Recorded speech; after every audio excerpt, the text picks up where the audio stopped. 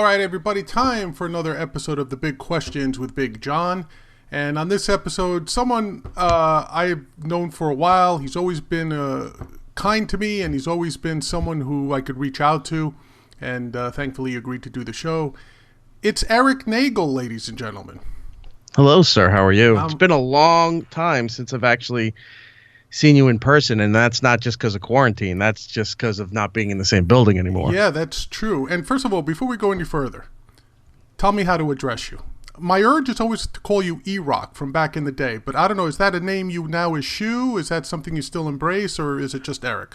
Yeah, E-Rock was before the O&A show anyway. It was just the lesser of the nicknames that was used at the time. And then it became the prominent one, but right. Yeah, E-Rock, Erik, either one's fine. All right, I'll go with Erik then, just to. But you know, it's interesting. So, just for the folks out there, Erik was at one point. Let me get this straight. You were the producer of the O&A show. Is that the right title? One of a few titles, but yeah, okay. I'm a producer of that. He was the producer and also on-air talent. He always showed up on the air. And I have to say one thing, Erik. I always got confused by the nicknames that floated around. So, right. As you mentioned, you were called E-Rock. Now, I may be wrong on some of these because I remember I always used to get your interns mixed up. So I would call Blind Stevie Jared. I would call Jared something else, on occasion. Well, that's perfectly fine. You didn't work on our show, right. So it didn't matter if you knew anybody else's name. It really didn't matter. Like, I wouldn't have gone to whatever show you were or channel that you were working on and say, oh, I don't know all these guys' names, because why would I? I don't work there. But I considered myself a super fan, so I was a super fan of O&A and Ron and Fez, and it was really great working at Sirius for no other reason than to meet all the voices in person that you would hear on the radio as a fan. And right. I remember, like a lot of the guys, especially you were very good to me. Ron Bennington, always super nice guy, helped me get my show actually on Sirius. And also, what channel was your show on? It was the Fantasy Sports Channel. I'm trying to remember. I think it was 202. It's been like 10 years, so I don't remember. Maybe it was 202 and then something else.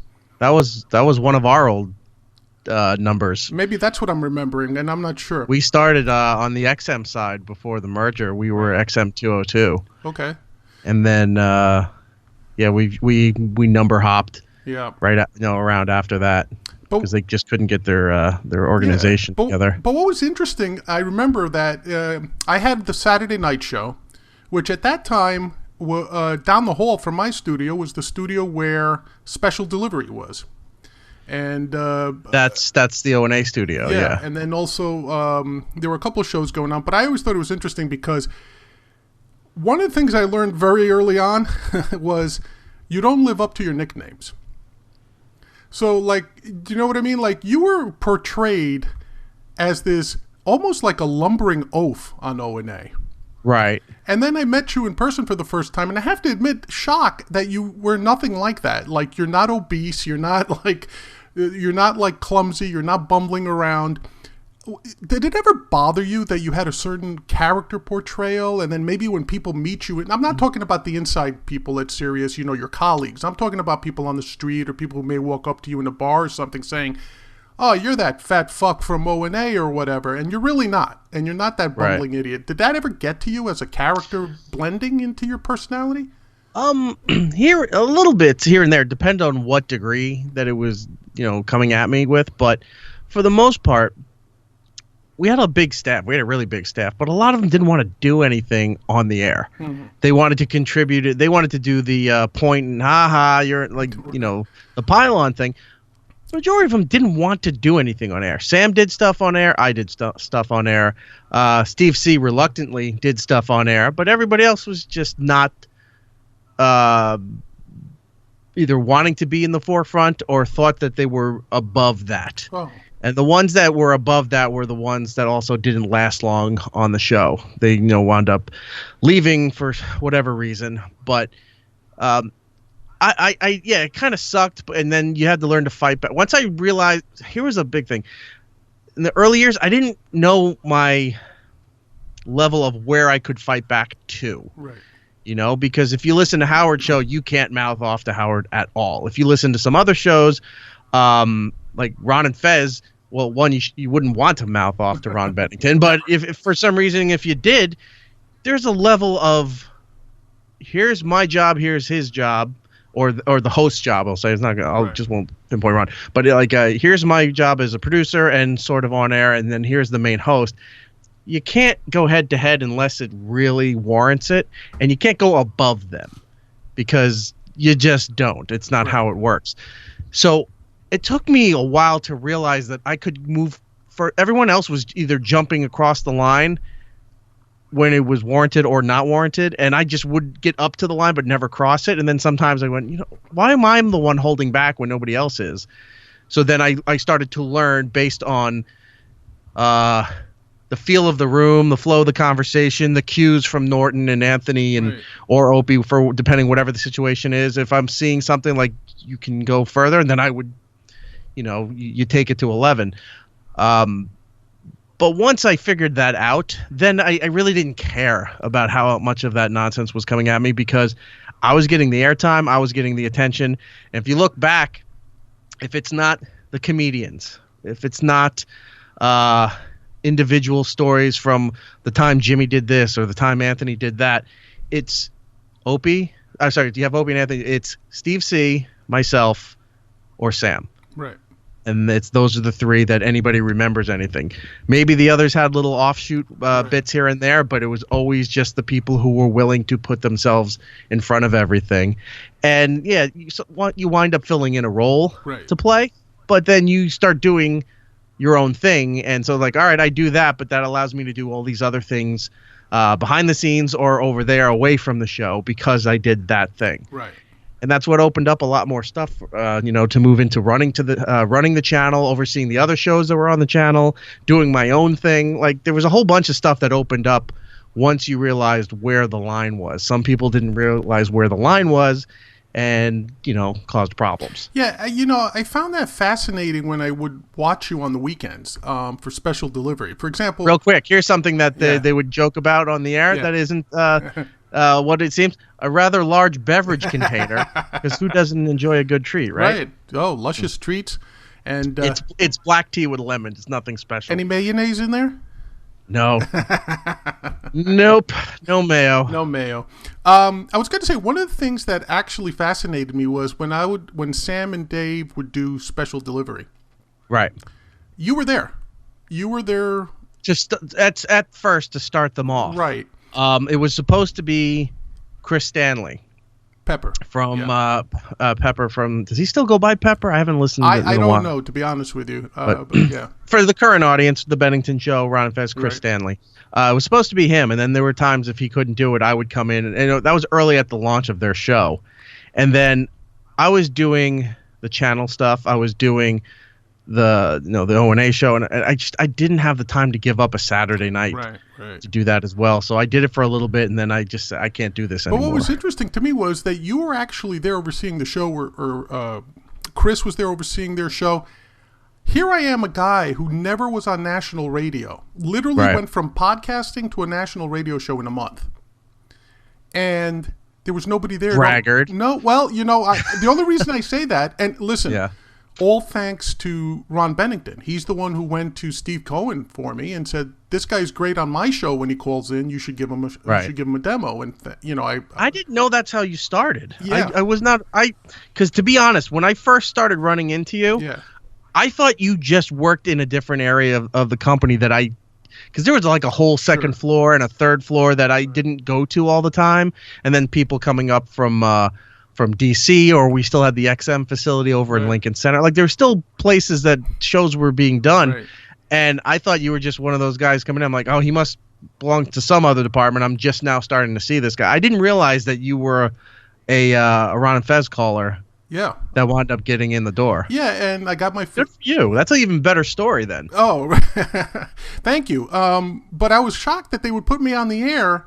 And I mean, I had the guy in the booth who would run the commercials or whatever. But there was nobody there giving me hints or anything. And, whereas I remember you were there, or Chris was there with Sam and Dave. And I mean, for anybody that might remember that there was a quote radio war going on between Special Delivery and Sports Grumblings at the time. Dave would always bust into my studio and try to take over and everything. Yeah. You guys had that. Who's that tall wrestler? The ECW Zombie, I think, came in one time. That was, all that stuff. I only did a handful of shows with Special Delivery. I was not there for the majority of that run. You were there for that one because you came to me afterwards, which I thought was professional of you, but unnecessary. And you said, now, you're not going to stooge us out to anybody, right? Because, you guys literally jumped into the show and took over my show. You guys thought we were in commercial, but we were still actually live on the air.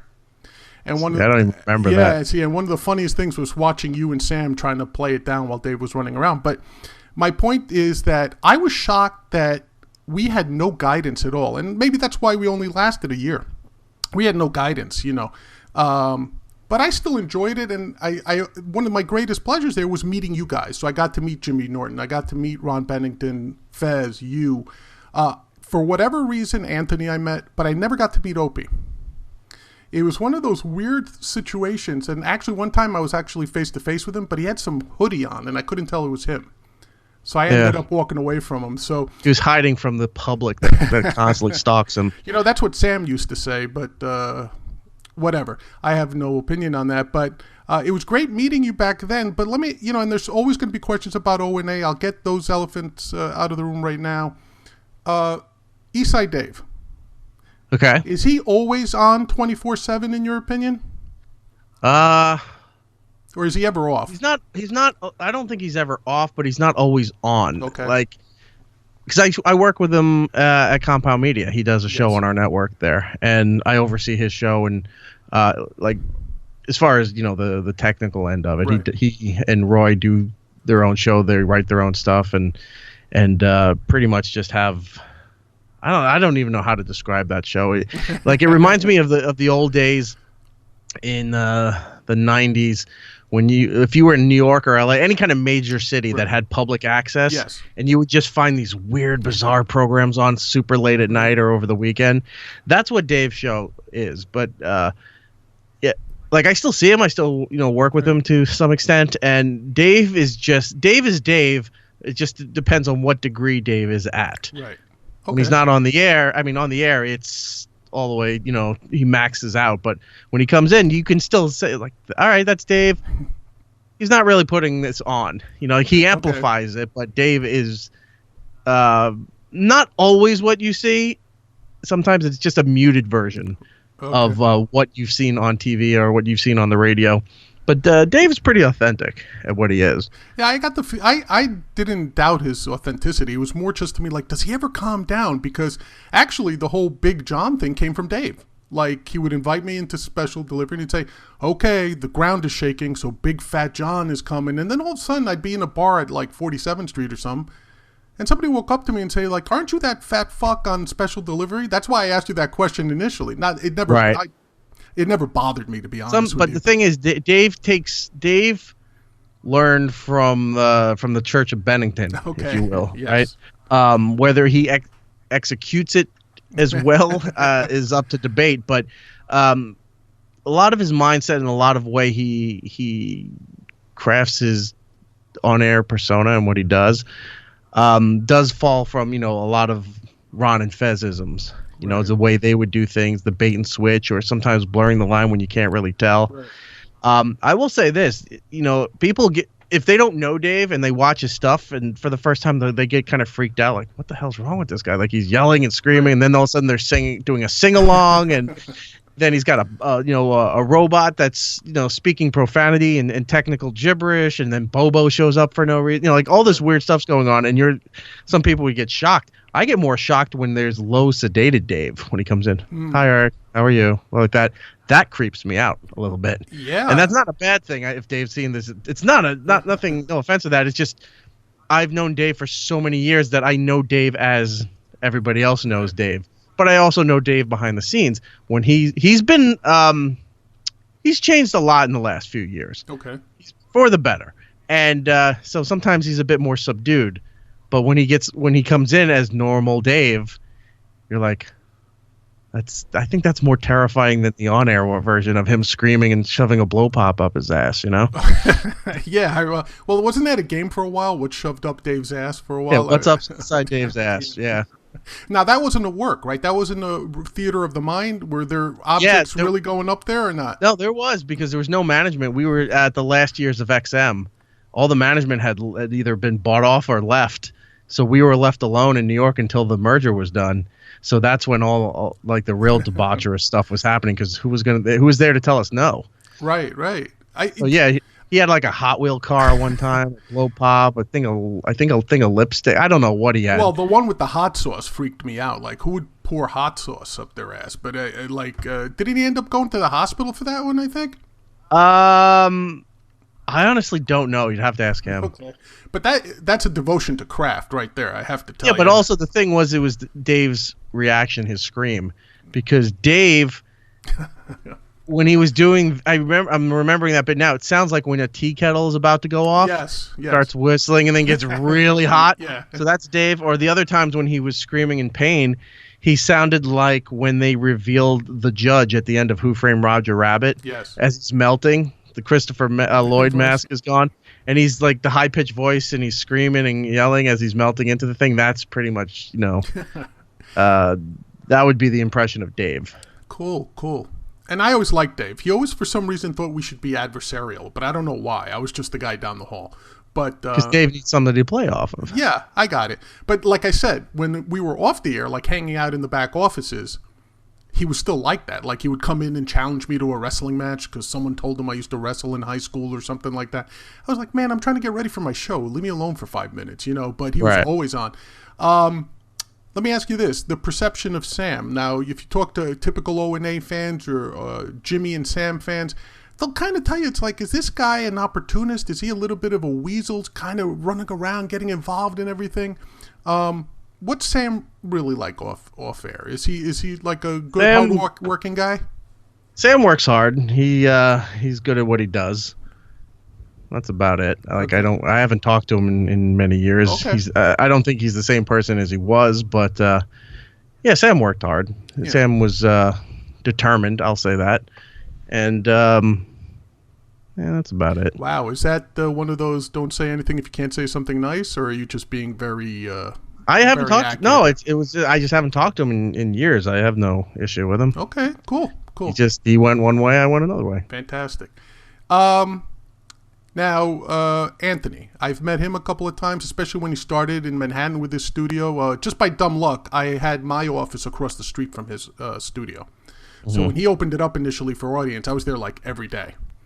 And I know what I've seen when he's not on the air, but how would you describe Anthony? Is he the character that you hear on the radio? Is it more of like a wrestling persona where it's kind of him but turned up to 11? How would you, for people who have this opinion of Anthony as, and I understand you work there for his company right now, for people who have this thing that he's this racist asshole who got fired for these racist tweets, it's like, how would you respond to people who like kind of brand him like that? That whole thing's ridiculous. I mean, that's 6 years ago now. But it's still happened. But it's still being brought up, right? I mean, I see a lot of these people who will say the only people who bring it up are just these bitter people that were fans of us or Anthony at one time, and just got mad because mommy and daddy got a divorce. Gotcha. And the show that they loved, they took it as a personal resentment. And then just went the other way because if they couldn't have the thing that they loved, that they were going to destroy the thing that they loved, and that's what they do. So the ones that do still bring it up are those people, because nobody else, everyone else has moved on from it. None of the companies ever acknowledge it or deal with it anymore, and so it's just like, what good does it do to keep bringing that up? It's just people who want to keep shit stirring for no reason. And that's what they'll do. Like, they do it to Ope, they do it to Jim, they do it to Anthony. Right. And it's just a handful of people who just happen to be very vocal about it. It doesn't really mean anything. It's not going to affect him from working ever again. It's not affecting him from doing what he does now. So right, and by all accounts that I can tell, he's quite successful. Not just doing his show, but in actually building a network. He looks like he did it the right way. He built it properly, and he's bringing in great talent, like yourself and Eastside Dave and Dave Landau and everybody that's at Compound Media right now. So, Right. I mean, he really came out of it, out of that controversy, I think, very well on his, landed on his own 2 feet. And from my perspective, always been a super nice guy to me. He doesn't remember my name, which is hilarious. He'll always just look at me and say, "Hey, I remember you," and he'll wave, and I smile or whatever. Everyone, look, if you were doing this for so long, it's really hard to remember every single person. You remember faces, right? Or something seems familiar, but I wouldn't take it personally. Oh, I never do. Yeah. I'm horrible. I'm horrible with names. I'm the same way. I'm a face recognition guy, and I can't remember anybody's name for the most part.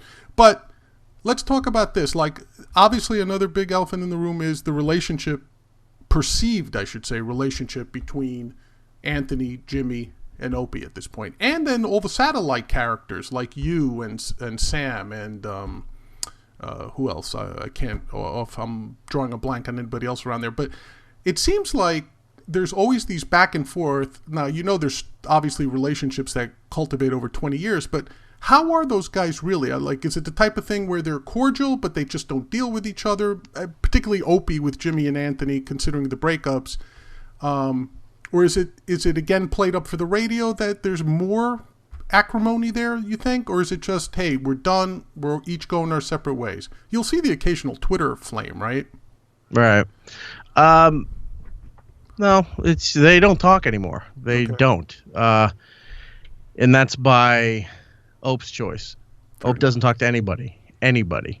It's just him, and then he complains that everybody else has abandoned him or turned on him or backstabbed him or whatever, and that's just something he has to deal with on his own.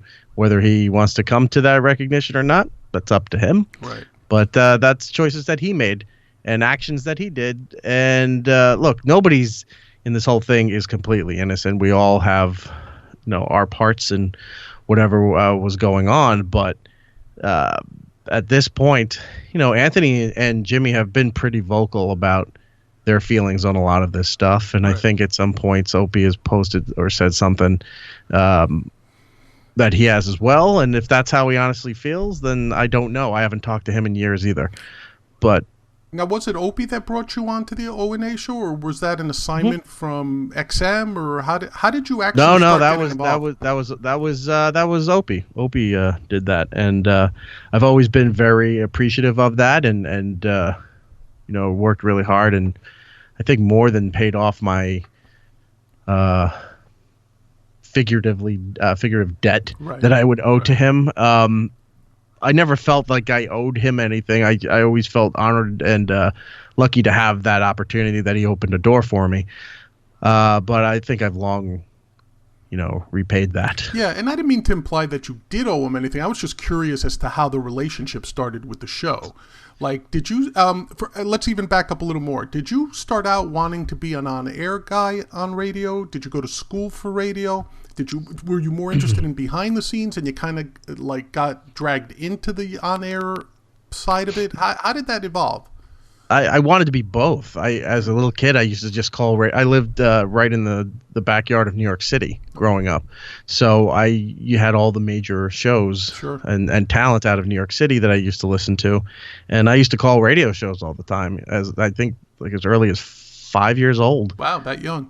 Yeah, I would just pick up the phone because they would say the phone number on the air while it was on. I would just pick up the phone and start calling the phone number. Sure. And I used to call this radio personality Scott Shannon. I remember Scott all the time as a little kid. And as I got older, I was trying to figure out how they did radio because I was obsessed with it. So I was learning how to record the radio shows off the stereo, how to save them from other cassettes to little bits on this cassette, transferring things and figuring all that out on my own until I could lie to get into an internship, told them I was in college, but I was really, I think 16 or something. And they never checked? I think about 16. Well, this was in the mid 90s.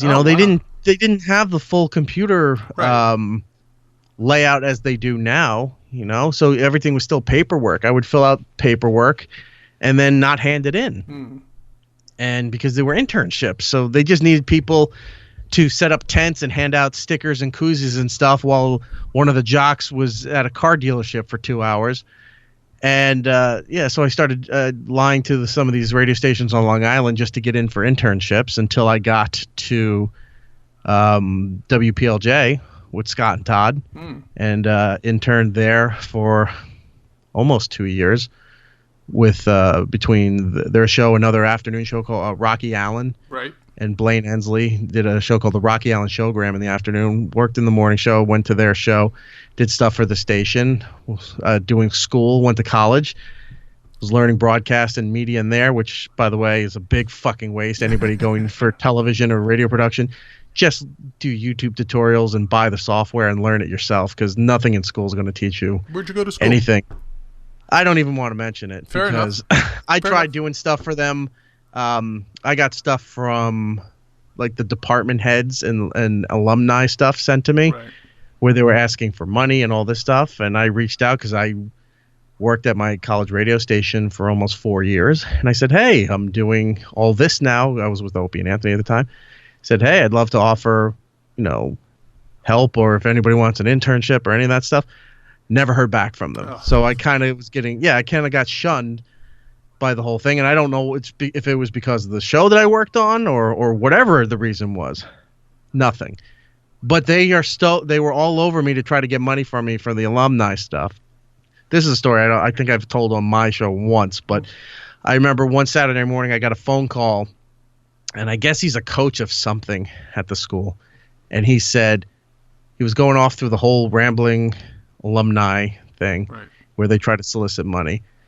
And I said, I appreciate the call. I'm not interested. And he's like, you're not interested? And he's like, but didn't you go to, you went to school here and, didn't you get something out of it? Didn't you go? I said, I got some stuff out of it. Well, you don't think it's, it's time to pass that along and give back to all that stuff? And I said, no, because every time I've tried to help the school out, they've given a big middle finger to my face, or they don't call me. So I said, screw them. I don't need it. I got my jobs without all their promises and their connections. I got them myself. Right. So I didn't need it, and I just thought it was a way. My senior year, I would have just walked out if my parents would have let me, because I realized I was like, I'm working, this school is doing nothing for me. And here's what the guy said. He goes, "Don't you want to support your you?" What? And your you, you, the letter U. And I paused for a second, and I was like biting my teeth. Oh my God. And I go, "There's only one U, and it's the U of Miami. No one else calls their school the U." I said, I don't give a shit about the U. Right. I'm not doing this. Don't call me again. And I hung up. I just received mailers from them. But in fact, I hear they may be actually having to close because of the quarantine and everything. So I couldn't have been happier when I heard that. You mean close permanently? Well, let's see. It started off as long before I got there, it was its own college. Okay. Then it became a university. And then it got absorbed into a state school system. Okay. So it went high profile while I was there, and now they're suffering pretty good. And screw them. I'm a big proponent of not going to college. I've been very vocal about this. That's wasting, unless you're a doctor or a lawyer, something specific that requires all of that. If you're going for any kind of vocational type of thing, but not even that, because that makes it sound like TV and radios is like Apex Tech. You finish the training and they give you a box of software that you get to keep at the end and get your certificate. Right. No, but it's like most of it's like because they're raping you financially for hundreds of thousands of dollars when you don't need to take all these dumb electives when you're paying to go to that school. It's not like high school anymore. Right.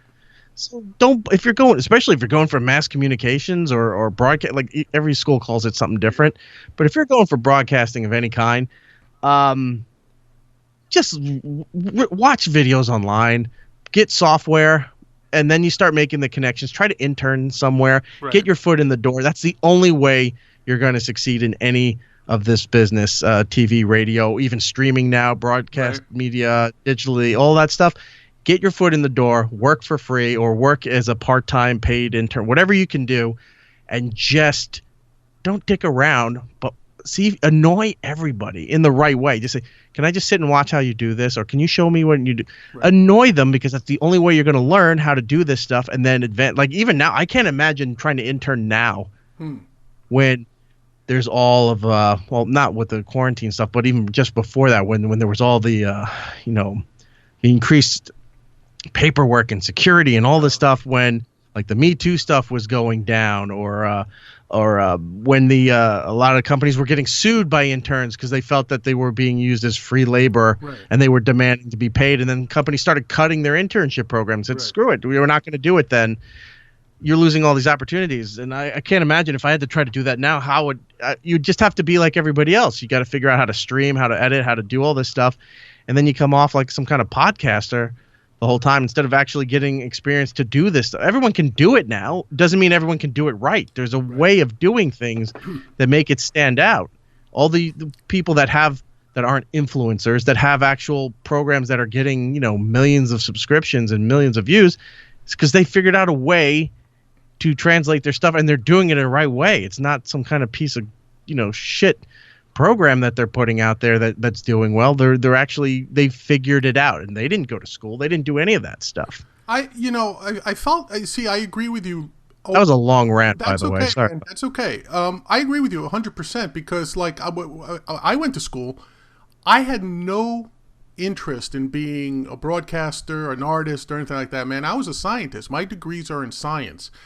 And even then, I don't give a shit about my university, my alma mater, because I felt they hindered me along the way. I was a double major. They wouldn't give me my diploma, even though I finished everything on time, so they were like, well, hold on to it until next year. Why? I earned it. Give it to me. Yeah, I had something similar to that, too, because I had a job opportunity, and I wasn't going to, like, I was trying to get out of my last semester. And because I know people would do that semester abroad stuff, or they would do that working semester where you're working in the field, that you would work that semester, then you would qualify for graduation. And I tried to do that, and I didn't even care if I was at graduation or not, and they wouldn't let me. Like, they were fighting me on it. Yeah.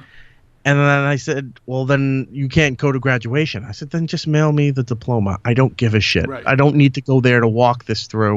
And they pull that angle. It's like, well, this is more, if it's not for you, think of your parents and think of all that stuff. I go, my parents want me out of the house and with a job. And I am already doing that now before I even finished this. So just send the piece of paper. And that's what it was. I never even bothered with the majority of my senior year with that point. And they just had to suck it up and deal with it.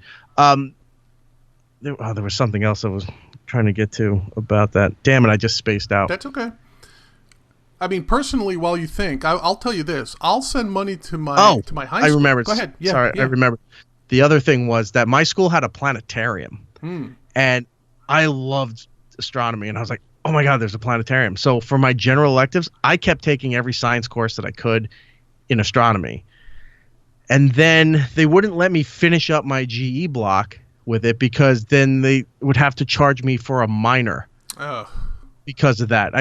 I'm like I forgot how many credits it was, but I'm one class away, I think it's like 3 or 5 or something, to finish that block. They wouldn't let me do it because I stayed in the same science, that I would have to they'd have to charge me for a minor. Right. And my dad was yelling. He's like, I'm not paying all this extra money for an astronomy minor that you're never going to do anything with. I agree. Didn't even argue with him. I was like, no, you're 100% right.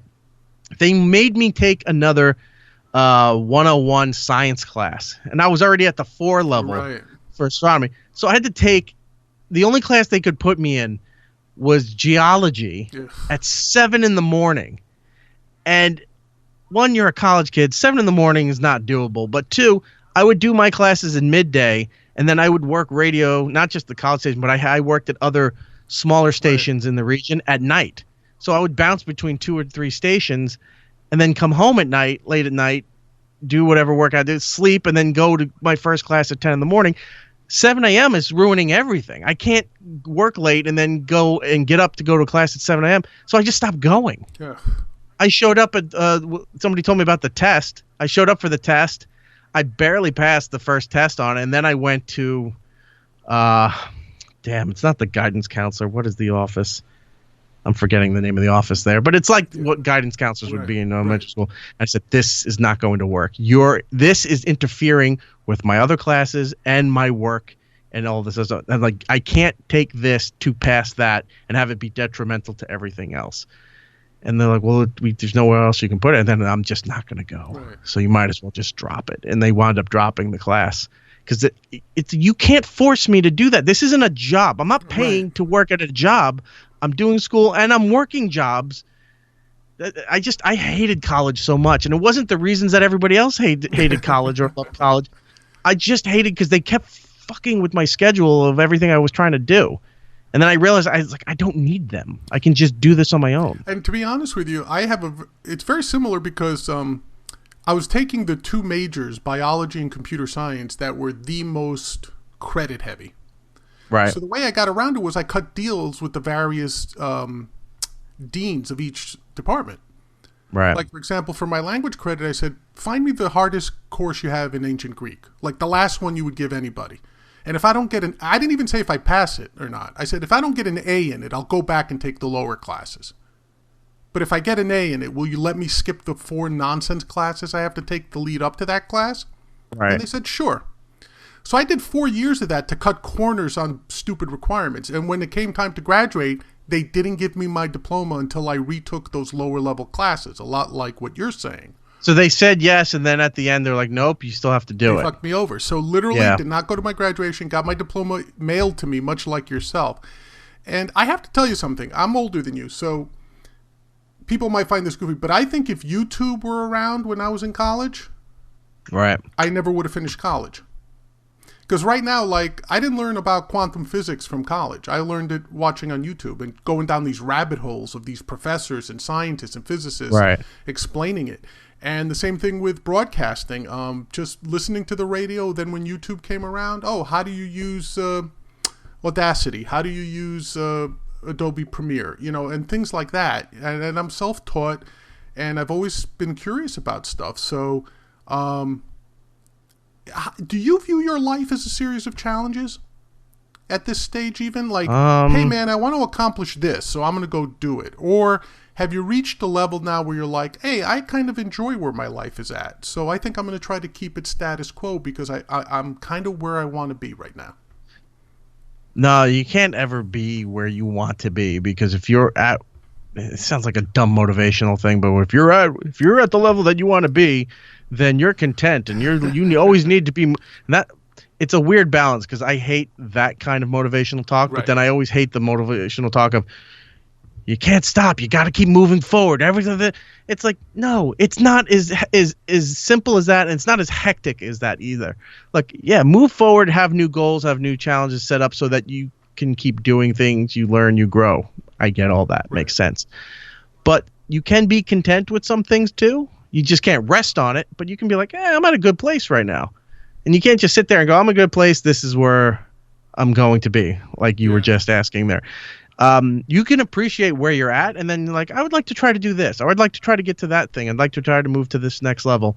Then you have more things to work towards, and when you do all of that stuff, sometimes it's frustrating, a lot of times it's frustrating, but it gives you new perspective on things. You understand the work that went into it. Sometimes you accidentally discover things that if I didn't mess this up, or if I didn't try doing this thing, or if I didn't read up on that, I never would have known this thing. Now I can apply that to other things that I do. So it's just a matter of what are your interests and how do you make that your job without it being a job. It's like, I like doing this. I love doing, I've been doing radio since I was 16. Sure. And but I've always found a way to keep doing it, doing TV and doing radio. It's my whole career has been like, like a quilt, a lot of patchwork. I went from here to here, doing these two things at the same time to lead me to this, to that, to that. So you're always kind of hopping around doing this stuff. But I'm always constantly working on these things. After leaving Sirius, I was trying to figure out, I kind of got blindsided over there. Yeah, talk to me a little bit about that, because when that happened, I looked at it and I said, man, I feel sorry for those people, because let's dispel a commonly held notion. Just because you may have had a show or a role at Sirius or at any of the big national syndicators doesn't mean you were a wealthy man. Do you know what I mean? I'm not saying you were a pauper, and you don't even have to tell me like, hey, I was. But I mean, like for example, my show, I did it for a year. I lost money on every single show I did at Sirius. Because I was on a barter system. I did my show. They gave me commercial time. Yeah. Right. So people. You made money based off of you brought in ads and stuff, right? Well, also it was a great advertising for my website at the time because I had a subscription fantasy football service. So I actually got paid, quote, by increasing my subscriptions to my site through the SiriusXM platform. But yeah, I didn't earn a penny directly from Sirius, and people look at you. As a matter of fact, the guy who took my slot, the show that took my slot when they didn't renew my contract, I found out later paid for his slot. So here you have people paying, pay to play on a satellite subscription service. Isn't that nuts? Wow, that is nuts. Right, but I'm saying, I didn't know they were doing that, and they may not be doing it any longer. Again, this was almost 10 years ago. So. I'm not saying that's what's happening now. I don't want to give any false information out there. But I think people really have this notion like, hey, if you're working for Opie and Anthony, you must be making great coin. But that may not be the case. So when they started laying people off from there, I actually thought about guys like you and Eastside Dave, who, not that we're tight, but guys that I had known that I'm saying, like, what happens now? These people have families, they're, and It's not like radio used to be. It's not as ubiquitous. Like, you get fired from CBS, you go to NBC or whatever, or any local affiliate. I mean, those opportunities are getting fewer and far between, right? Right. I won't speak for Dave. That was his own situation. Right. Dave wound up leaving for different reasons, but that was years before everything else. For my thing, I had a feeling, like for the most part, I think it was just guilty by association because I was kind of the last thing left. Jim and Sam rebooted as their own thing after the fallout with Ope, and during that year, I wasn't getting along with Opie for his solo run in the afternoon, and I was overseeing the channel, and then they merged our channel with Faction, the music channel. And they brought Jason Ellis over, and then when they were starting to put shows from LA on our channel, so I was overseeing all of that. And I got to the point where I was like, eventually this is not going to be in our control anymore. And it wasn't. Once they switched the name, then other people were taking over management-wise. And I kind of had a feeling that the writing was on the wall. Now, I'm sorry, before you continue, when you say you were running the channel, do you mean as a producer of individual shows, or were you like the program director in essence, the program director for the channel? I was doing that. Don Wicklund would sign off. He was the vice president. Pretty much I was everything but money. Like I had nothing to do with finance or financial decisions, which by the way, you never want to be the money guy. Oh yeah, never. Because a lot of people want to be the money guy. They make a lot of money. They think like, oh, being the money guy is great, but the slightest thing goes wrong, you're gone. You're not only are you gone, but you got like legal issues on you because if a penny is missing, then you can be sued. And if it turns out that you mismanaged something, or maybe you did take money, like it's too dangerous to be in that kind of position. And anybody who wants that position is automatically suspect because why would you want? It's just like the presidency. Right. Doesn't matter what party you're on, but why would you want that job? Why would you want any kind of high level political leadership that is just open to scrutiny, and if things go well, they're like, oh yeah, things are fine, but the second things go bad, then you're being crucified. You don't want that. So yeah, I was running the technical end of the back, making sure the channel was scheduled, the right shows were on, dealing with all the secondary programming that was on there that weren't the main shows, because each show had its own producer except the weekend programs. They all had just the host recording their stuff, and then they needed people to actually put the stuff together. Like when we were carrying Joe Rogan's show, I was working with his producer. They'd give me the episode, I'd have to trim it down to fit our time frame and add all the extra production and plugs for his thing. So Dr. Steve, Jim Florentine, Bob Kelly, Rich Voss, there's a whole bunch of other shows that we had to oversee that they got their stuff in right and everything was done.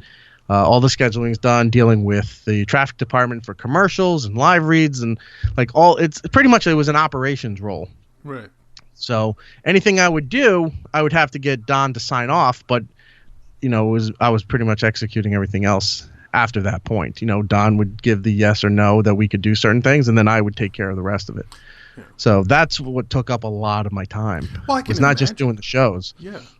Now, did you have to deal with personalities as well, or were you just, like you said, the operational end of running the channel? Or did you have to deal with Ron and Opie and Jason Ellis and whoever was on the channel at that point? Ellis's staff I did for a little bit, but never Ellis. Bennett, Ron and Fez / Bennington, they're always self-contained. They did all their own stuff. I never had to deal with them unless it was, something minor, promos or scheduling for Unmasked, right. Stuff that the audience doesn't give a shit about. But yeah, I'd never had anything to do with them. I dealt with Opie. I had Opie and Jimmy. I had Opie. Jim and Sam were pretty self-sufficient when they took off, and it was just keeping an eye on their scheduling. That was now. I don't mean to rehash this, and please do not get into anything you don't want to get into. But when you say something like I was dealing with Opie, do you mean dealing with his production demands or dealing with Opie as Opie? I mean, which when you say that, like, it's a little open to interpretation, right? So is it that Opie was like this perfectionist and you had to get all his... No, I'm not saying that at all. I'm saying like dealing with his... I'll reword it, producing his stuff. Gotcha. So, overseeing his afternoon show. Gotcha. At that point. Working with the guest booking with Roland. That everything was coordinated. Like he would book somebody and we'd make sure, everything that needed to be taken care of for that guest coming in and scheduling and all that other stuff was all taken care of. It's all behind the scenes stuff that no one really gives a shit about. Like I hate listing the details because it's boring and it doesn't mean anything to anybody other than unless you're actually working in this business. But it's just, it was overseeing his show, making sure his show worked so he could do what he does and then doesn't have to worry about anything else. Cool. That's the easiest way to put it. But to answer your other thing that you had asked about with leaving, I think it was just guilty by association. But then it was also about being, in a certain pay level and what have you. And there's other things that I won't get into. But there was some, it was almost going to be legalities at that point. I think I've talked to my show and online a little bit about it. But my agent had to deal with them and came to a resolution with them. Gotcha. And that's where we kind of walked away at that point, and I'll never go work for them again, or do I have a subscription or anything to deal with them, because I think they're a really shitty company and I don't like their management. Gotcha. I have to admit, after I got let go, and I think, look, I've been fired from a lot of things in my life, but I think the way they let me go was a little shitty too. But and much like yourself, not only did I cancel my subscription, I sold my stock in SiriusXM. Like when I work for someone that I enjoy, I go all in. I'll buy their stock, everything, and I just sold everything and took my way out. But you left there. You started your own show, your podcast, I think, right? It's Erik Nagel. No, I had the show. Oh, you had it already at that point. In fact, I had it. My show launched while Opie and Anthony were still on. Really? Okay, I did not know that. I did 2 shows, and then Anthony got fired. And but I kept my show there for a little over 3 years. And then part of my deal was that I owned everything for my show. Cool. So I left, and we kept doing. In fact, I don't know how they granted this, because they never do that, but they gave me a last show. They said, you can't do it here, but if you're doing it in your own studio, we'll let you air a final show. Fine. So we recorded the final show. You can go out there, and then we said our piece where you could find us moving forward, and then we played a song saying, so glad that we can get the fuck away from that place. And they aired it, and I was saying, wow, okay, cool. Yeah, they aired it, whatever. And then we walked away. We were doing it on our own, and about 3 weeks after that, we talked with iHeartRadio, and they picked us up. Okay. So we're on their app, their digital platform. Right. Not on a radio station, which is always the goal, but they've really been gobbling up a lot of content for, like everybody else is now. Being on a radio station would be a prestige thing for me now. It doesn't even mean prestige in the business anymore, because when you used to have a podcast and you were still on the radio, I'm like, why are you doing a podcast? You're on the radio. Now it's like, well, you're on the radio. You can't really do much. What's your podcast? podcast also has a double-edged sword because then like everybody's got a fucking podcast. There's a million of them out there, so you have to have some kind of balance to it. But if you can have a company with some prestige and then have a show that had been proven and was working, then those two together actually do pretty well for yourself. So iHeart picked up our show. Yeah. And so we were lucky 3 weeks out, and then we got a home for it. We do it once, maybe twice a week sometimes, but they've been great to us for the last years. Yeah, that's fantastic. I mean, recently I got my show on my podcast on iHeartRadio, but I think it's not like any specific contractual deal. It's just that they accepted the show on their platform. So it's just I have live reads, I have commercials. Oh, great. Pretty much my show's a dumping ground for other shows that have they've oversold their inventory. Right. All of a sudden it's like, oh, he's under our umbrella, throw everything on there. And it's so weird. I'm not gonna trash any of the ads because there's no need to, but It's just weird. Like you'll go from somebody with a razor company to somebody selling you like butchered meats in a delivery service, and then you get the normals like Fresh Direct right. Other weird little things pop up here and there. Dunkin' Donuts shows up. Sometimes I hear some of the ads and I go, these are pretty what they call blue chip stocks. Right. Right. I'm like, look, I'm not getting any money from that. Can I at least get gift cards or something for my guys, whatever? And they're like, no, you can't get anything. But so sometimes you hear the ads and I go, wow, you must be doing really good. I go, I don't see a dime of most of that. Some of I do. The live reads, 100% I do if we do the live reads. But some of the ads that come on there, it's like no other show gets these kind of things. And I know it's because of whatever, line of command that I'm in that they've oversold, and they just place it everywhere so they could say that they filled inventory. Right. It's, I think back in the day we called it run the network ads, but it's at least that's right. After a syndicated thing, the first 2 minutes, like if you listen to a sports broadcast, whatever your team is, right, and most of it you'll hear like it could be like the New York, like for the Giants, the football Giants here in the city, New York Giants radio network, or if you're out in Seattle, out here at the Seahawks radio network. Right. It's usually Westwood One that has all the feeds for the sports stuff. Those first 2 minutes of ads are the networks. And then all of a sudden you start hearing the local stuff on those stations. Right. Yeah. Or if you listen to like Limbaugh, Sean Hannity, or any kind of major, any kind of style talk on a network like that, usually you'll hear their little sounder thing, whatever. And that minute to 2 minutes is their ads before the local stations can take over and play their stuff. Oh, little dirty stuff, little trivia there. That's cool. All right, so now you're also at Compound Media with Anthony from Opie Anthony Cumia. How do you like working there? I mean, first of all, let me just say I love that studio and how they built it out. And they even have a little bench area for listeners to come watch, studio audience. Right. And I think what he was able to pull off is such a great case study for entrepreneurs. Not just in radio, but just like someone who literally got fucked by the system out of a dream job. He's even said like that job was probably his dream job, right? Go it would be anybody's dream job. Exactly. Yeah. And to get it was my dream job and I was working there. There you go. Yeah. And he got cut off at the knees by really an overreaction in social media.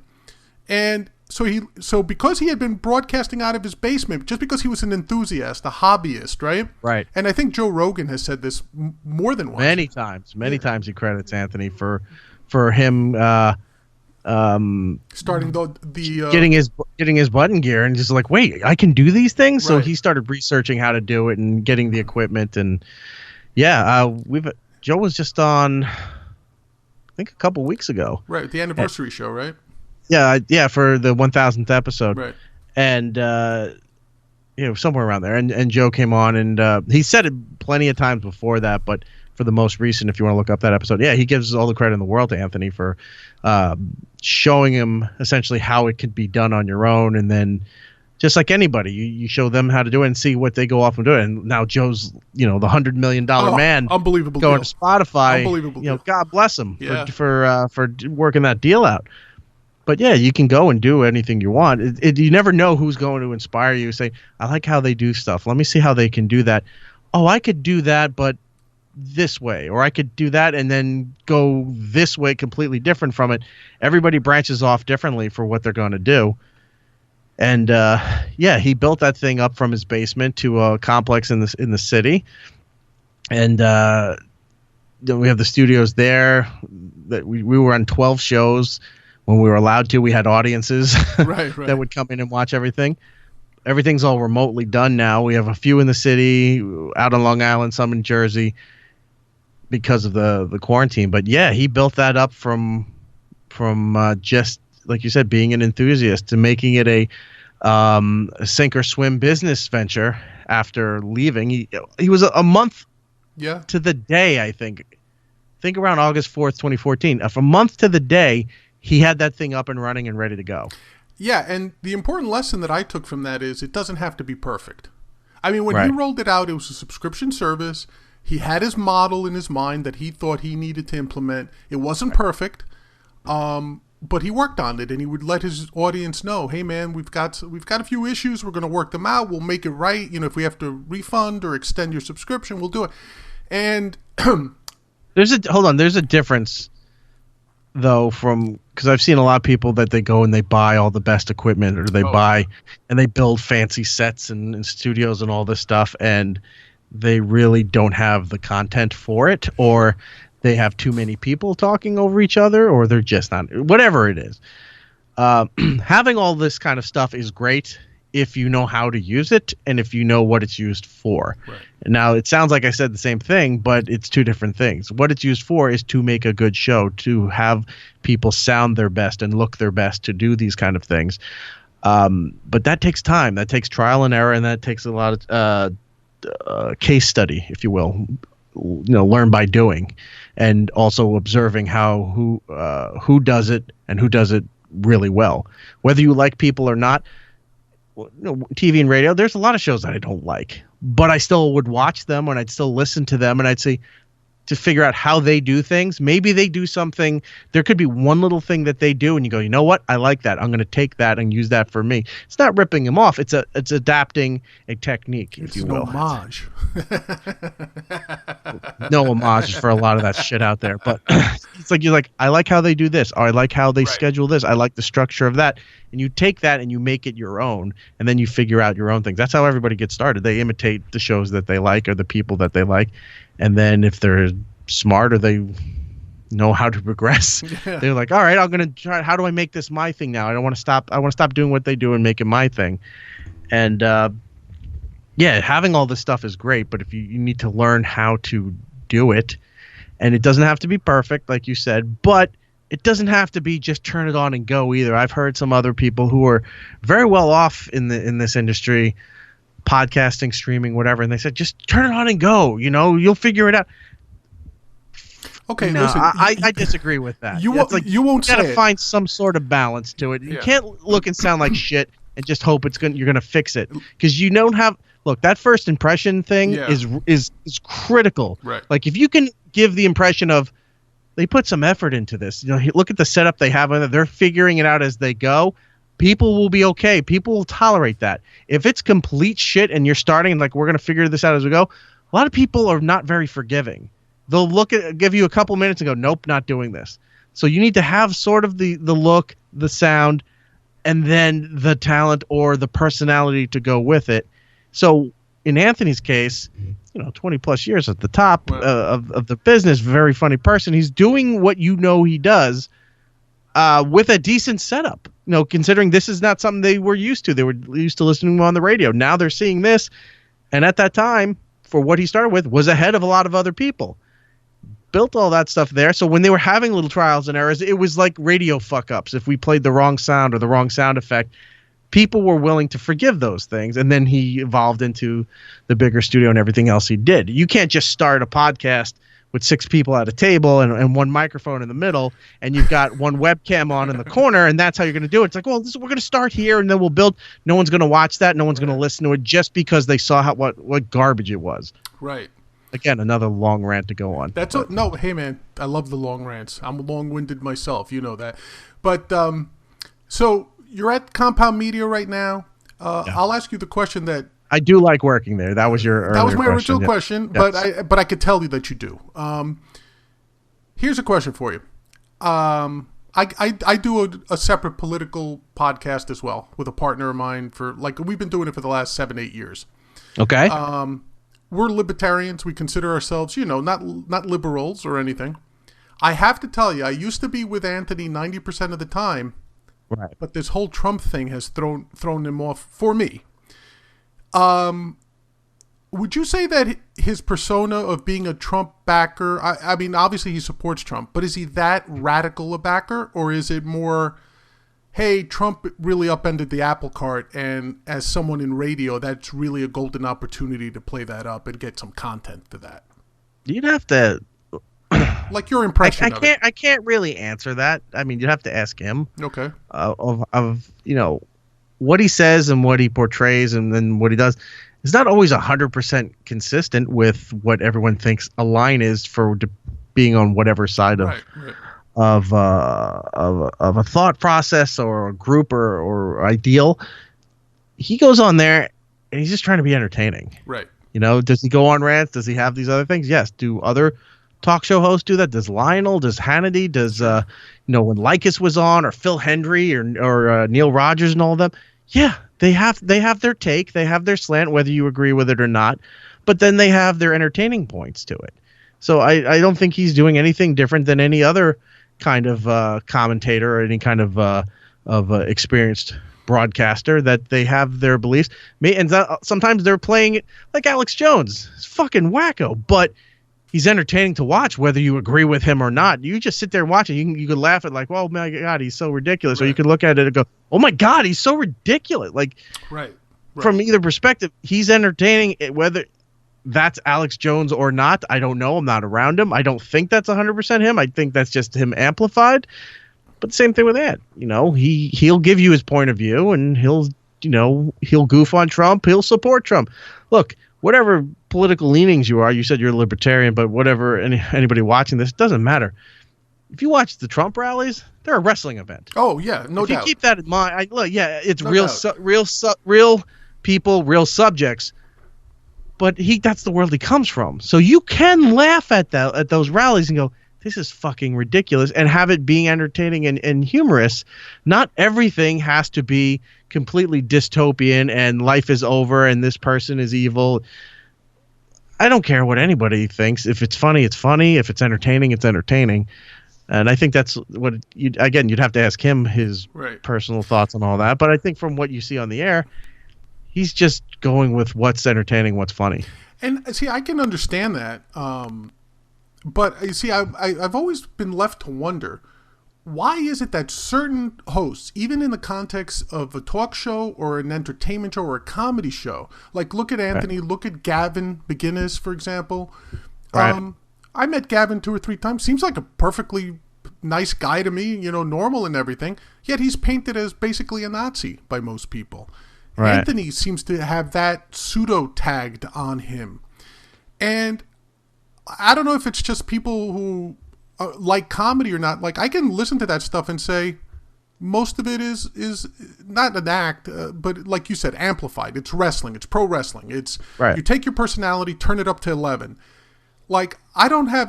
There's no doubt in my mind that those guys are not Nazis. Do you know what I mean? They're not Nazis. I never viewed them as Nazis. Why do you think it sticks with so many people? And again, corroboration from other parts of the media, right? You'll have people like right-wing comedian Gavin McInnes or right-wing talk show host Anthony Cumia, and it always seems to stick in the media, which infuriates me to no end.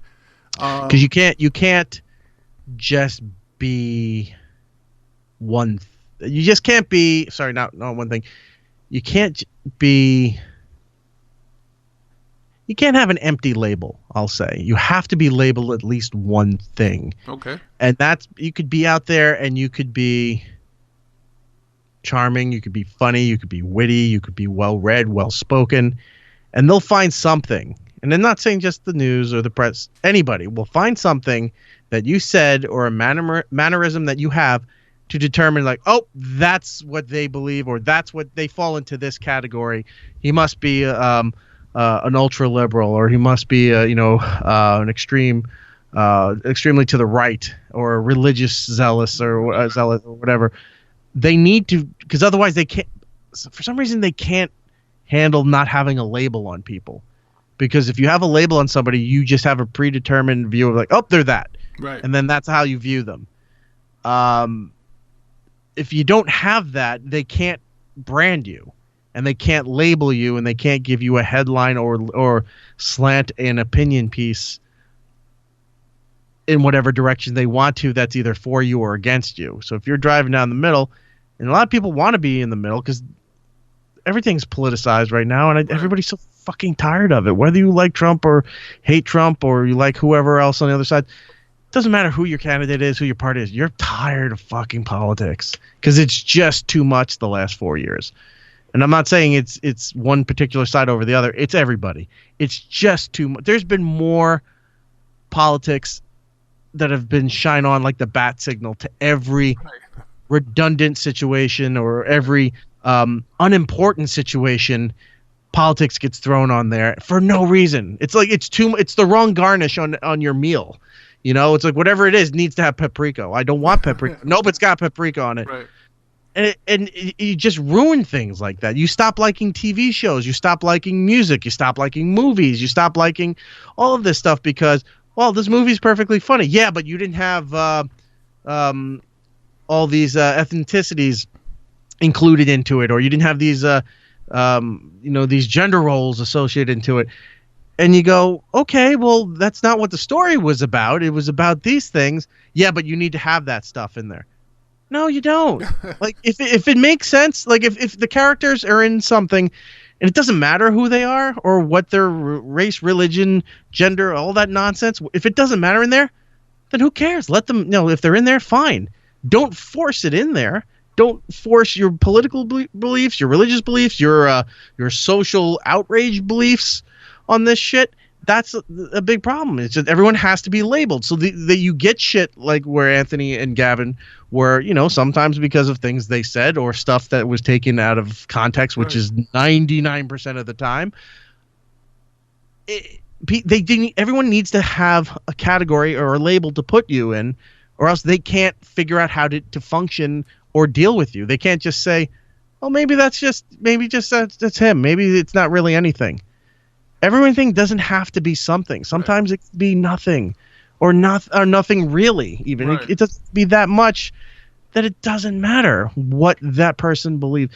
You used to watch hosts and comics and go up there, and you didn't care what their political beliefs were, for the most part, unless they were vocal about it. Like if it was like a Pryor or Carlin where that worked into their act. Right. But you'd get other guys that go like Seinfeld. You don't know what his beliefs are, but they want to label him as being, very conservative now, because he doesn't want to do colleges. But so does Chris Rock. Chris Rock doesn't want to do colleges anymore because they're out of hand. Oh, that they're so conservative leaning and they're right. Like, no, maybe those kids are just fucking nuts. Right. So not everything has to have a label, and that's, again, another long-winded way to go to answer this question. But yeah, people need to label something and put you in a category, and when they can't do that, that's an even bigger problem. Because they don't know how to deal with you. Dude, I feel you. I had written a screenplay. You can edit a lot of this out, by the way. That was just a long fucking bag explanation. That's okay, man. I'm a free speech absolutist too, so you get to talk all you want. But I was going to say, I actually had a script that I submitted to a festival. Right. Made it to the finals, told it was the funniest script, but it was politically not acceptable. Because I had bosses chasing secretaries around and, that sort of old slapstick gender roles, which I guess was unacceptable. So actually cost me the finals. I got into I got the semifinalist award or whatever it was. But it was very interesting to me that even comedy, like it's one thing if you're writing something that's social commentary or documentary, you have to be fair and balanced. But in the context of comedy, how do you see comedy surviving if this is the case going forward? Comedy will be just fine, even though it's difficult right now. It used to be because comedians stand up, I'll say, was the last bastion of, well, they can get away with it because it's comics are off limits. It's the last bastion of free speech, as I used to say. By the way, I hate the term free speech. It doesn't mean anything anymore to what it used to do.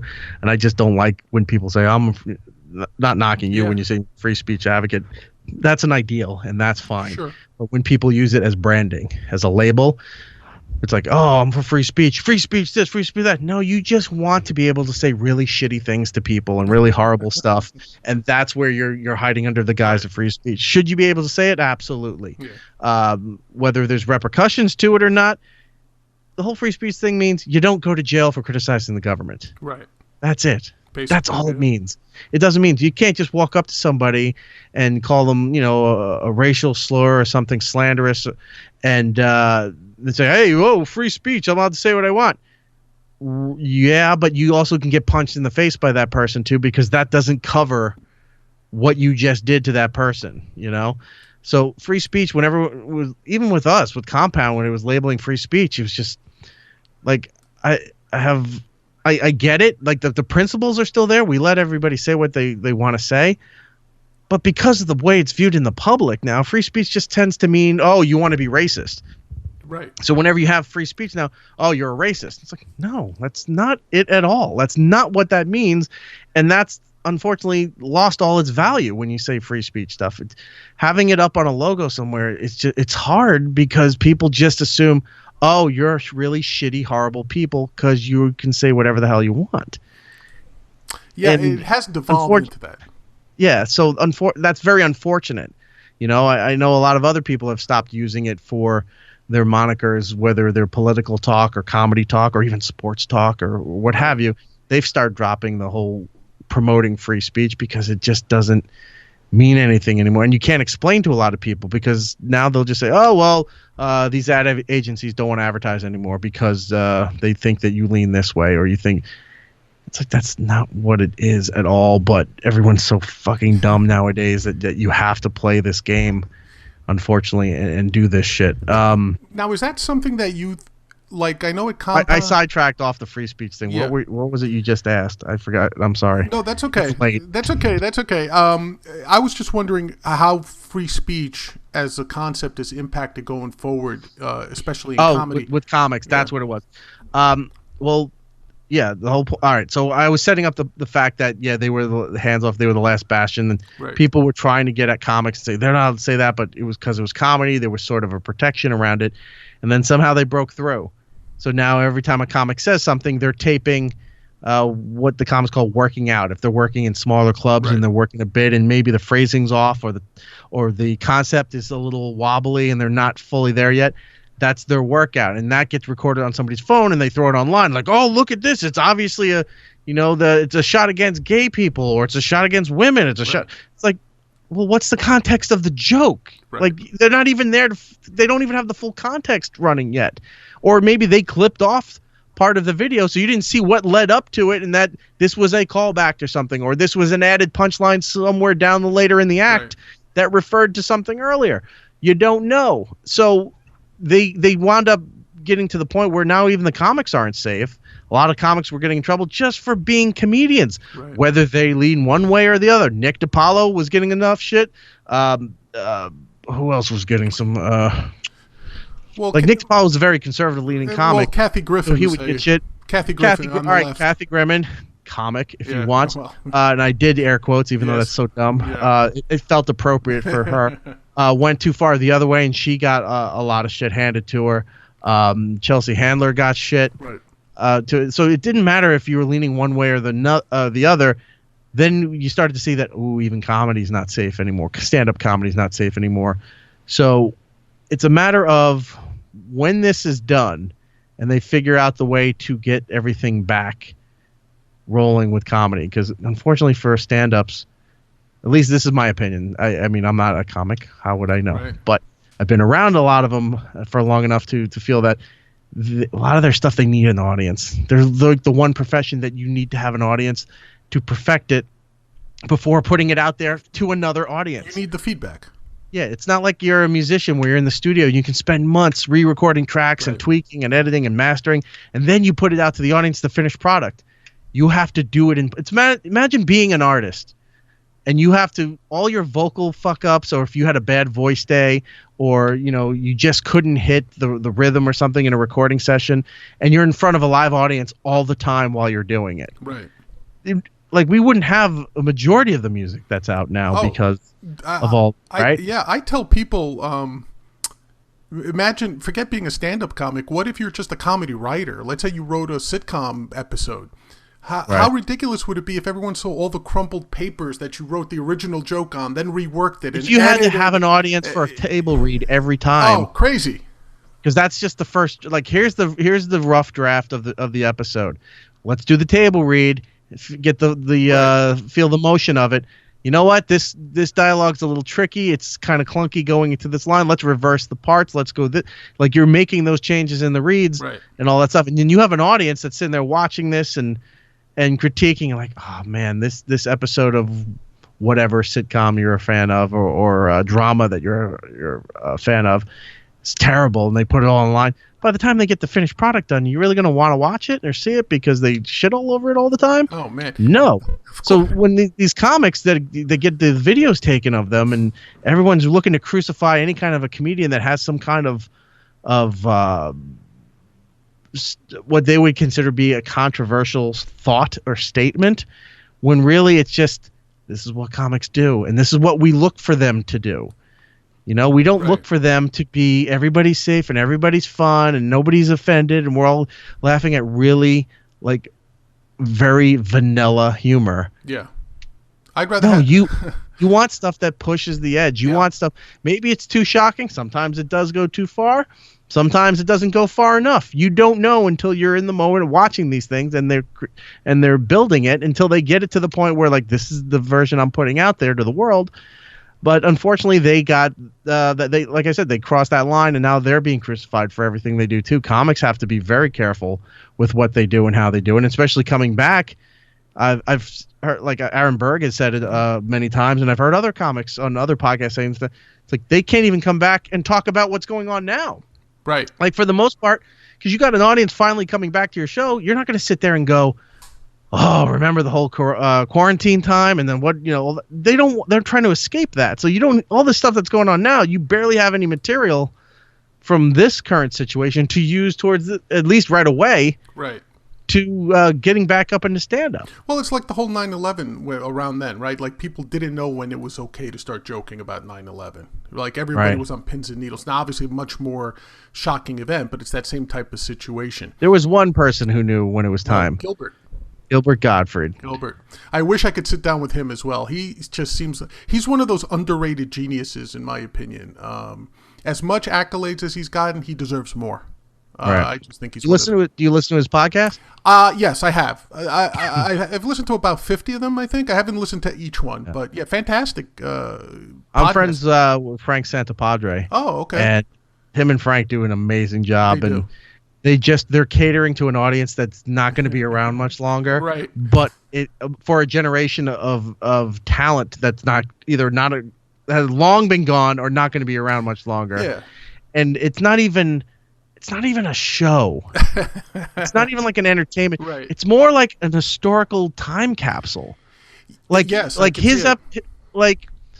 you could go into the future and maybe you look back at Howard, or you look back at O&A, or Bob Grant, or Sean Hannity, or even Joe Rogan and Mark Maron, and you go, yeah, these were shows that were big back in the day. Right. Like, when we look back at the Mike Douglas show or Dinah Shore, like all these shows that were big at the time but mean nothing now.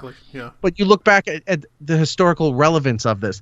Gilbert's show seems like it would be in the Museum of Television and Radio or the Smithsonian, where you could sit down and just listen to selections.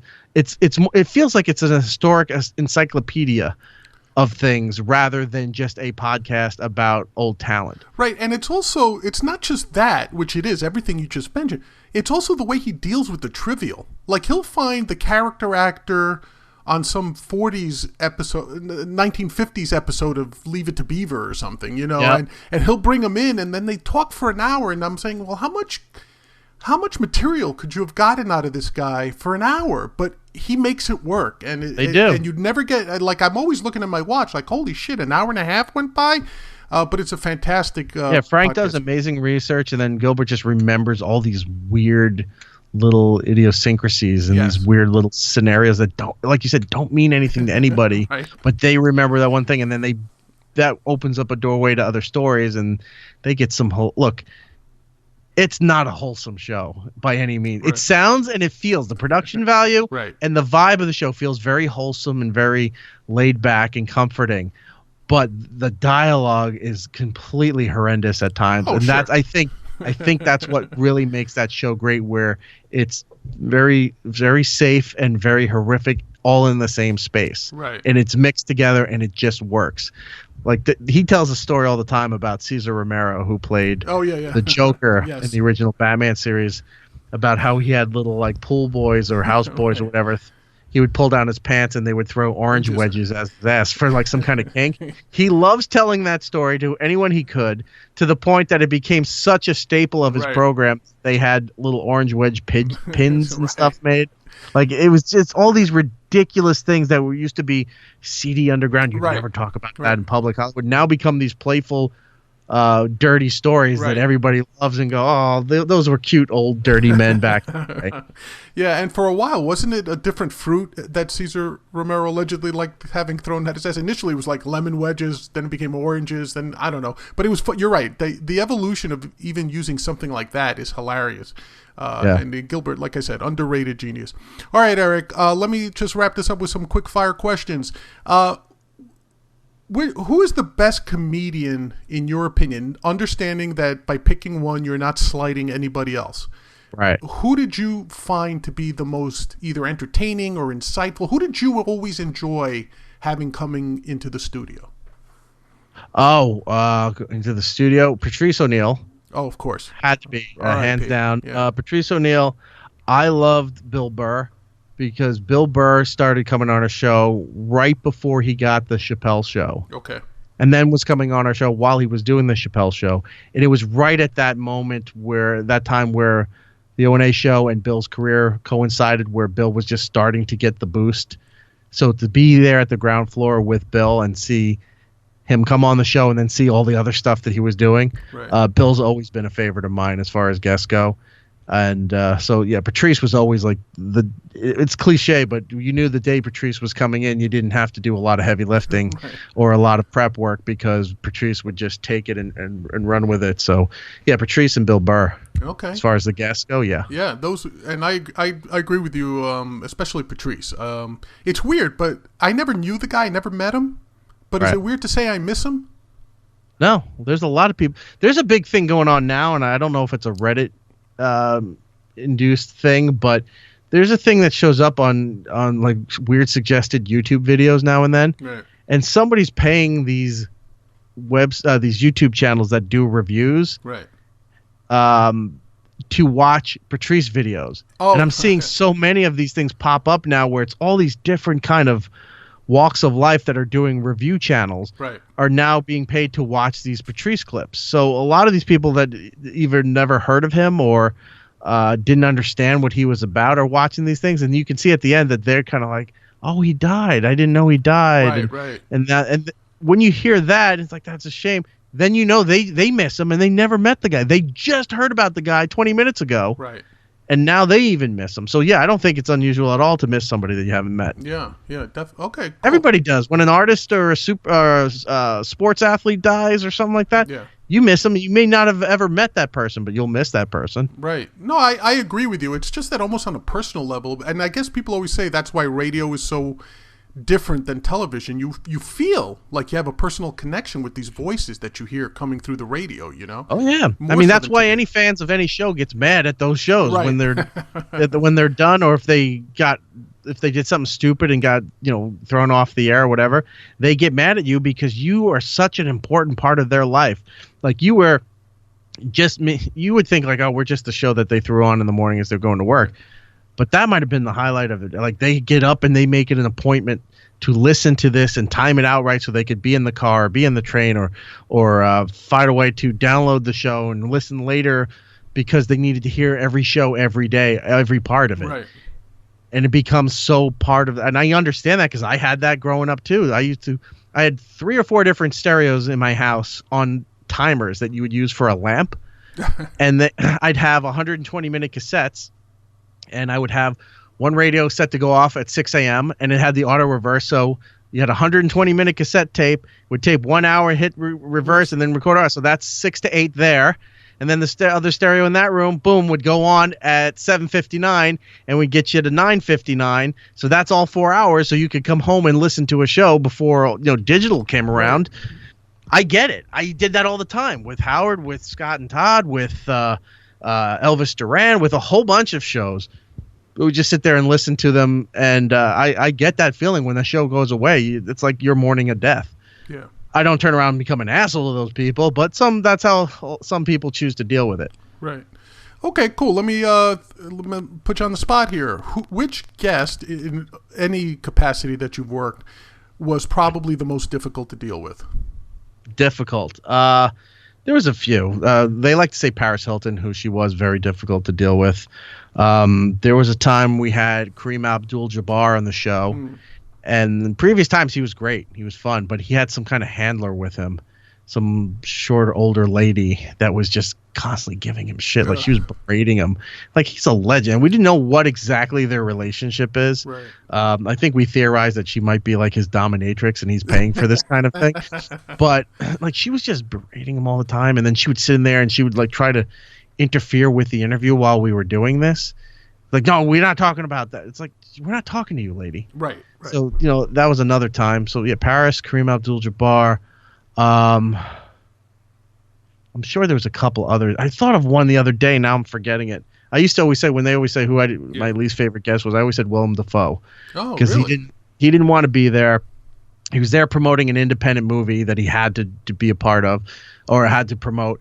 And as we talk, we were very casual, trying to lean into the whole thing, and he kept trying to cut us off and get to a plug, and then Ope had to yell at him. It's like, relax, we're going to get to your plug. We're just trying to talk to you. Right. And so, so he was just very difficult, and as the other interview was done and trying to leave, and trying to get their photos together, and he's just like, it was beneath him to be there.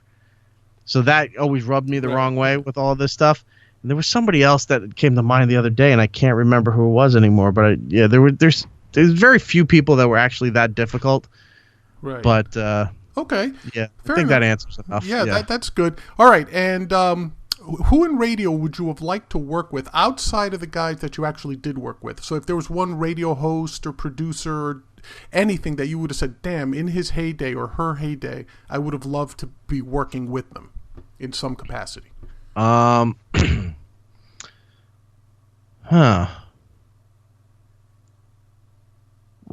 I got to work with O&A. I got to work with Rocky Allen and Scott Shannon, who to this day is still like probably the main reason I went into radio at all. I got to work with him at a couple different times. So I guess, I'd be lying if I would say that if at one point it would have been interesting to work for Howard. Right. Even though I hear the stories, and who know if they're right or wrong, some of the stories come out there and how he acts on the radio. But just to be part of that would have been something, at least for me, for being a fan of radio and a fan of his for so long. So I would say, Howard would definitely be it. But it's interesting that your studios were in at least at Sirius were like what, 40, 50 feet apart, and you guys never really from his studio. Yeah, like the O&A studio. No, it was the whole building was. I don't know. It was the entire building length was half a city block, which is pretty long. Yes. And he was in one quarter, and we were diagonal to the other quarter. Okay. So that was a pretty big distance away from them. I would see Howard at rare occasions when he was walking out, to leave. I was pretty friendly with Ronnie, the limo driver that they call him on the air.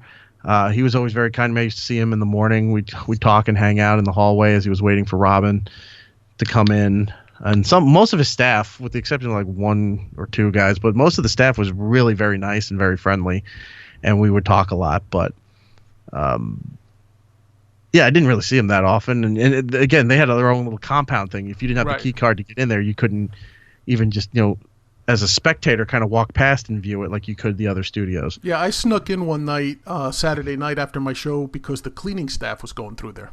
Yeah, So Ope did that. I snuck in with. Oh, did he? He didn't take. A Yeah, shit. there's a video. It worked out well for him. Oh, he didn't take a shit in anybody's desk, did he? No, no, not him. All right, and Erik, it was great talking to you. I really appreciate the fact that you took the time to talk to me. I understand that I nagged you a lot, but I'm really happy in the end that you got here and you were very forthcoming in your answers. Let everyone know where and when are your shows, both on iHeart and at Compound Media. We'll do Compound Media first, compoundmedia.com. I do a show called Would You Kindly with Brian Johnson. He had a TV show on AMC called Comic Book Man. He's in Kevin Smith's movies. Has a podcast called Tell 'em Steve Dave, which is very popular. Him and I do a show together, Would You Kindly, compoundmedia.com. My radio show, It's Erik Nagel, started on Sirius, and now we're here on iHeartRadio. You can find it on iHeartRadio's app, Apple, Google Podcasts, Spotify, anywhere you can get podcasts. I think you can pick up the program, and we do that once a week, and it's me and Giddles and Zia and Trevor. So go check all those shows out. Absolutely. All right, everyone. It's been our pal Erik Nagel, Erik E-Rock. Thank you once again, and listen, keep an ear out. If Anthony needs a fantasy sports show on his Compound network, you know who to call, right? Well, there's no sports to fantasize about right now, so there will be. There'll be a football season this year, at least. Okay. Yeah, we'll see. All right, we'll man. see. We'll see. Thanks, man. Anyway, listen. Have a good night. I appreciate everything, and talk to you again. Peace. All right. Take care, man. All right.